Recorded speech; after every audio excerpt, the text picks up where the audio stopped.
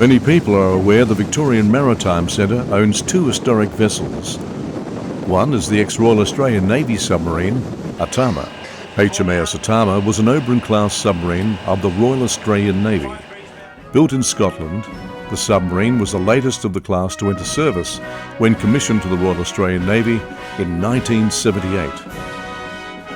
Atama was a specialist one of two mystery boats fitted with additional surveillance and intelligence gathering equipment.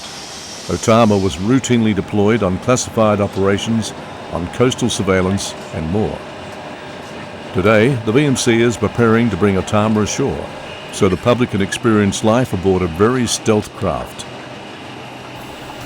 Until then, visitors to the VMC can take a short walk from the museum and view the submarine from the beach. The museum's other vessel is the MV Whyuna. That too was built in Scotland. She was built in 1953 for the Port Phillip Sea Pilots as a pilot cutter. Her role was to sail with pilots on board to meet ships entering and leaving Port Phillip Bay. Pilots would be transferred by the Whyuna to the vessel requiring pilotage. In 1979, the Whyuna was sold to the Australian Maritime College in Tasmania as a training vessel. She continued in that role until 2004, then sold to Mineralogy Priority Limited, who later sold the ship to a successful Perth businesswoman, Gillian Swaby. In September 2013, she was donated to the VMC.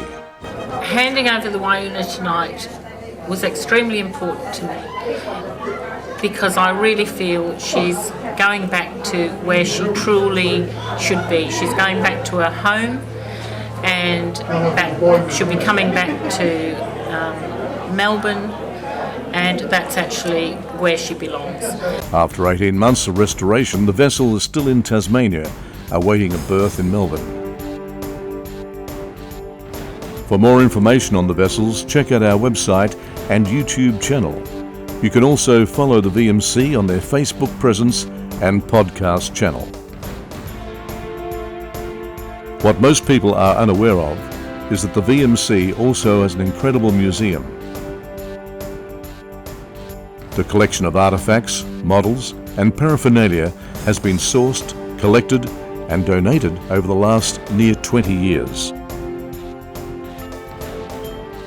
Audio-visual displays show the history of the museum, Atama and Whyuna. The VMC has a professional team of retired television producers, a professional edit suite and studios. This team is constantly working on new internal productions and adding to the VMC's YouTube and podcast channels. Much historical information is presented on Atama and Whyuna, but the museum is more than that. The VMC is not just about naval history. Immigration to Australia is also covered in the museum, as the Whyuna played an important role in this area. The Merchant Navy is also represented. Many stories of the Merchant Navy are untold and not duly recognised. This display shows all the merchant ships sunk by the German and Japanese on the Australian coasts during World War II. Few people are aware of how close the enemy was. There are many items of interest within the museum, such as this depth charge which could be dropped from an aircraft.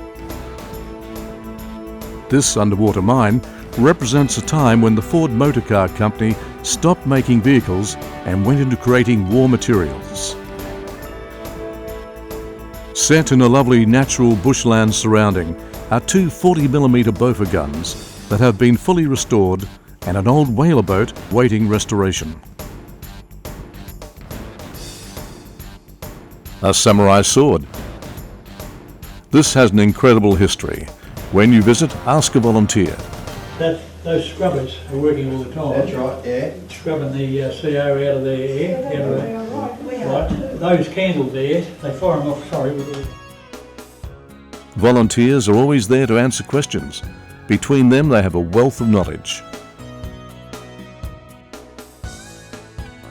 The George Cross Recipients Wall is a wall of bravery. Each man here died a gallant death, but unrecognised until a few years ago. Visit the wall and learn of their feats. The VMC reveals another untold story, that of Gallipoli. An immense amount of research and history hangs on the entrance to the main display. This latest display tells the story of Commander Stoker and the crew of AE2.